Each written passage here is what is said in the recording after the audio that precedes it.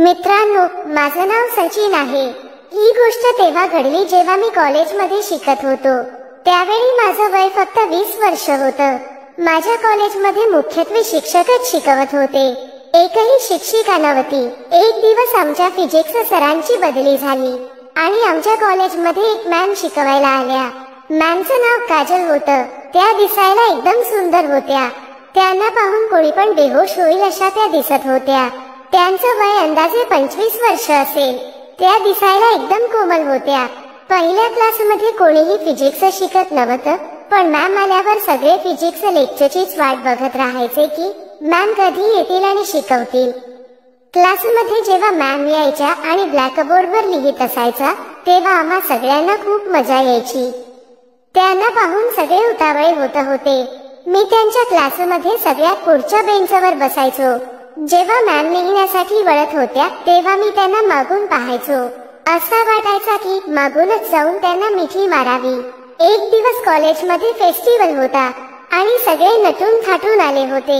त्याही इतक्या चांगल्या पद्धतीने साडी नेसल्या होत्या की त्यांचा पदर एका बाजूला जात होता आणि वर एक बाजू उघडी पडली होती।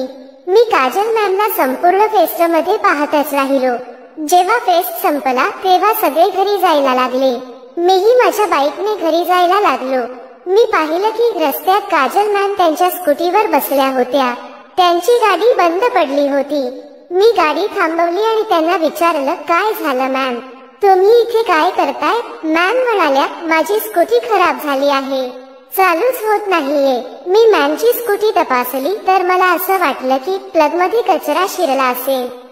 मी मॅमला सांगितलं की मॅम ही स्कूटी आता ठीक होऊ शकत नाही, तुम्ही ती एखाद्या गॅरेजमध्ये देऊन टाका।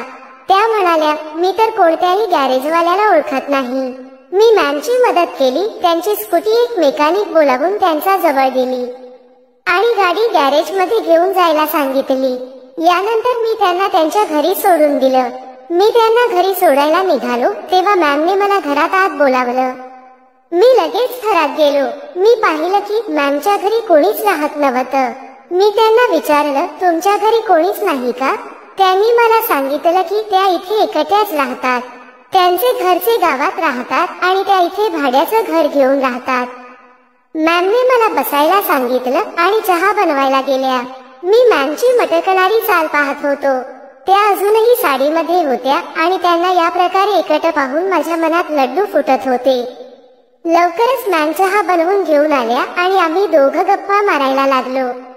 मी त्यांना एकटक पाहत होतो। त्यांनी हे पाहिलं आणि स्माईल करायला लागल्या। मीही हसलो।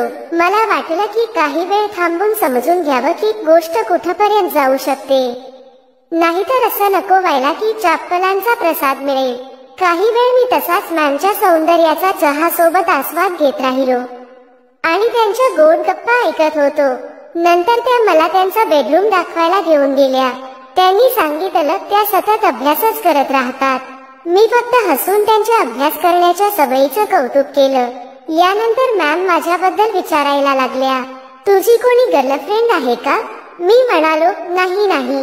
परत त्यांनी विचारलं, मग फिजिक्स मध्ये तुझे नंबर कमी का येतात? मी म्हणालो, मॅम माझं मन भटकत राहतं। त्यांनी विचारलं की तुझं मन कुठे भटकत राहतं? मी म्हणालो, फोनमध्ये। त्यांनी विचारलं, तू फोनमध्ये काय पाहत असतोस? मी म्हणालो, मॅम तुम्हाला माहीतच आहे की आजकाल सगळं काही फोनमध्येच उपलब्ध आहे, त्यामुळे मी माझं लक्ष गमावतो। मॅमने माझ्याकडून माझा मोबाईल मागितला आणि मी त्यांना माझा मोबाईल दिला। माझ्या मोबाईलमध्ये त्या काही पाहत होत्या। मी लक्ष दिलं की त्या माझे काही फोटो पाहत होत्या। अचानक मॅम माझ्या ब्राउझरच्या हिस्ट्रीमध्ये गेल्या।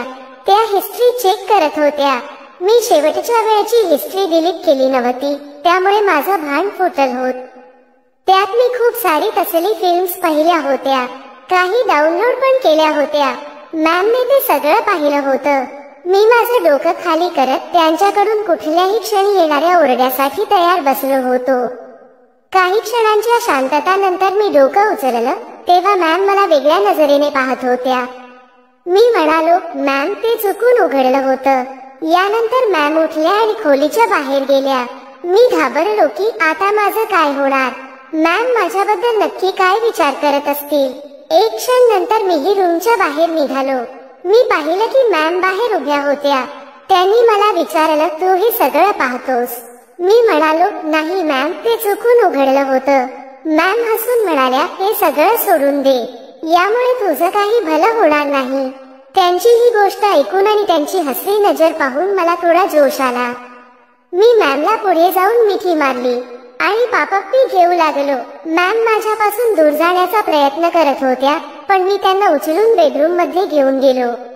हे पाहून मॅम मला ढकलायला लागल्या आणि म्हणाल्या, हे सगळं मला नकोय. मी तुझी मॅम आहे, तू माझ्या बरोबर असं करू शकत नाही. मी त्यांना म्हणालो, मॅम, ही तर मोठ्या मजेची गोष्ट आहे, यात तुम्हाला मजाच येईल. मॅम माझ्यापासून दूर जाण्याचा प्रयत्न करत होत्या. त्या यशस्वीही झाल्या आणि रूमच्या बाहेर गेल्या. त्यांनी रूमच्या बाहेर जाताच बाहेरून कुलूप लावले. मॅमने मला जबरदस्तीने रूम मध्ये बंद केले होते. मी विचार करू लागलो की आता काय होणार. तेव्हा मला आठवण झाली की या प्रकारे मॅम मला फसवू शकत नाही. त्यांना जर त्यांच्या इज्जतीची भीती वाटली तर त्या काही वेळातच मला बाहेर सोडतील, जास्तीत जास्त माझ्यावर ओरडतील. मी माझ्या घरी निघून जाईन. पण तेव्हा एक चमत्कार घडला.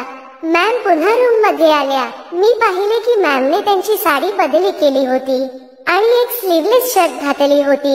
मॅमने मला विचारले, आता असा का उभा आहेस? हे ऐकून मी त्यांना मिठी मारली.